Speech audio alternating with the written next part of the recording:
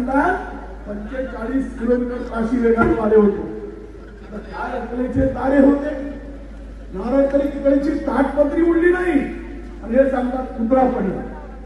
वाचाडवीर या राज्यामध्ये जमा झाले. महिलावर अत्याचार होतात, मुलीवर अत्याचार होतात. त्यावेळेस हे भाजपवाले मुंग मिळून गप्प बसतात.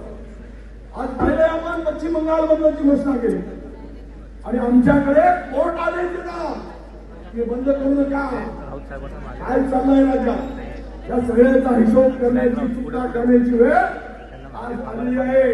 आणि म्हणून हे राज्य महाविकास आघाडीचे आम्ही सर्व नेते आहोत.